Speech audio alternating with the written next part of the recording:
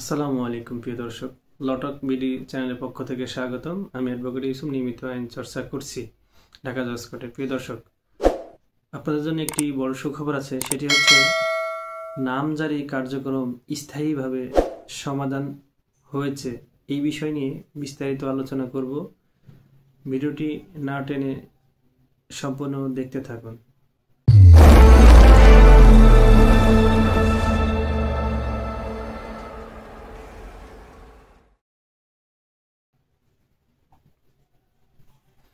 তো প্রিয় দর্শক, আপনারা জানেন ইতিপূর্বে ভূমি অফিসের কার্যক্রম দীর্ঘ 2 মাস বন্ধ থাকার পরে আবার এটি চালুর উদ্যোগ নিয়েছে সরকার।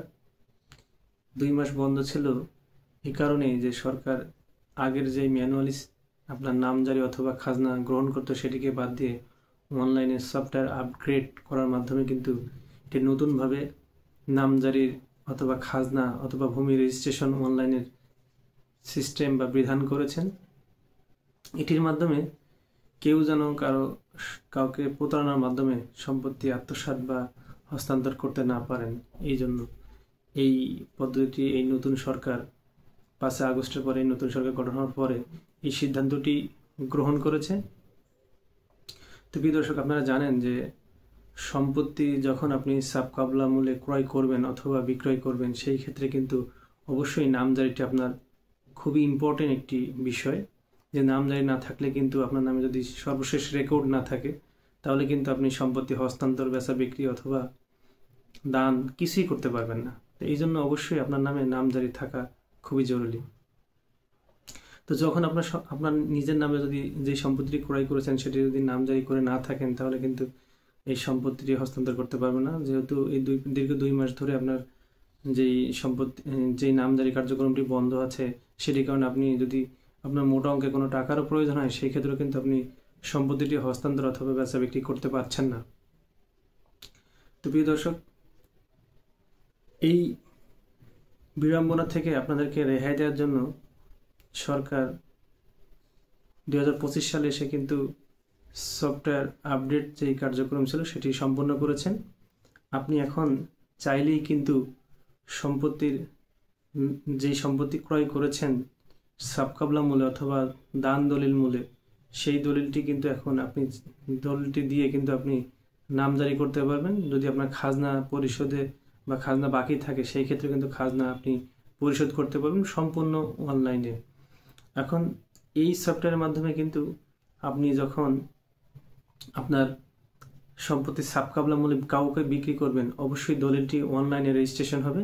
এই রেজিস্ট্রেশনের মাধ্যমে কিন্তু আপনার এখন বর্তমানে কিন্তু আপনাকে আর বিড়ম্বনা পোহাতে হবে না। এটি সরাসরি আপনার নামে অটোমেটিক রেজিস্ট্রেশন হয়ে যাবে। আর হলো এই নামজারির জন্য নতুন করে আবেদন করা লাগবে না। এটি আপনাকে ভূমি অফিস থেকে আলাদা একটি নাম্বার থাকবে, সেই নাম্বার থেকে আপনাকে ফোন করে কনফার্ম করে কিন্তু আপনার নামে নামজারি করে দিবেন এবং ওই নামজারি দিয়েই কিন্তু আপনি অনলাইনে খাজনা পরিশোধ করতে পারবেন। প্রিয় দর্শক, এটি হচ্ছে বর্তমান সফটওয়্যারের আপগ্রেড যেই তথ্য, সেটি আপনাদেরকে আমি প্রদান করলাম। আর আপনারা জানেন, যদি আপনি নামজারি না করেন বা না করে থাকেন, সেই ক্ষেত্রে কিন্তু আপনার নামে রেকর্ড হচ্ছে না।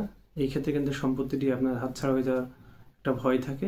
এজন্য আপনারা বিলম্ব না করে সম্পত্তি ক্রয়ের পূর্বেই বা পরেই আপনারা নামজারির কার্যক্রমটি গ্রহণ করবেন এবং নামজারির জন্য আবেদন করবেন, যেন আপনাদের নামে নামজারিটি হয়ে যায়। তাহলে সম্পত্তি হারানোর ভয় বা প্রতারণা থেকে রক্ষা পেতে পারেন। প্রিয় দর্শক, এই নামজারি করতে আপনাদের বর্তমানে কি কি কাগজ লাগতে পারে সেই বিষয় নিয়ে আলোচনা করব।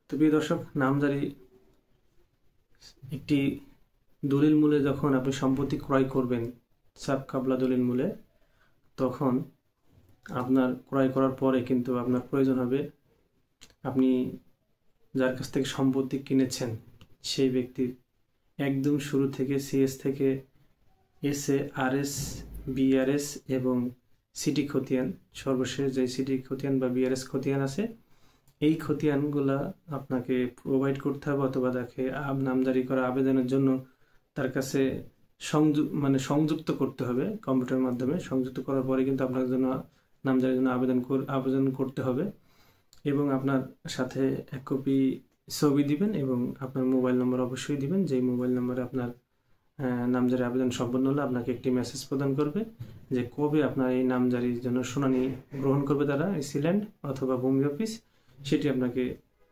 মেসেজের মাধ্যমে জানিয়ে দেওয়া হবে। প্রিয় দর্শক, এই যে নামজারি কার্যক্রম চালু হয়েছে এটি বুঝবেন কিভাবে? প্রিয় দর্শক, আমাকে কিন্তু আজকের তারিখেই একটি স্ক্রিনে দেওয়া আপনারা দেখতে পাচ্ছেন যে আমাকে ইমেল করেছে ভূমি অফিস থেকে বা ভূমি মন্ত্রণালয় থেকে। এটির মাধ্যমে কিন্তু নিশ্চিত হতে পেরেছি আমি নিজেই যে হ্যাঁ, নামজারি কার্যক্রম শুরু হয়েছে অথবা নামজারি প্রসেসিংটা চালু আছে।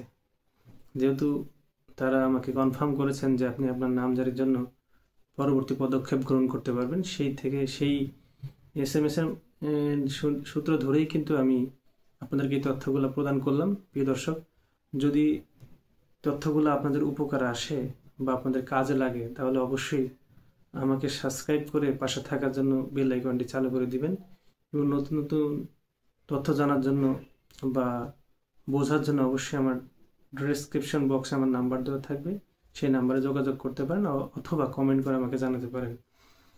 আইন জানার চেষ্টা করবেন এবং মানারও চেষ্টা করবেন, তাহলে দেখবেন যে উভয়ের জন্য সহজ হবে। আসসালামু আলাইকুম।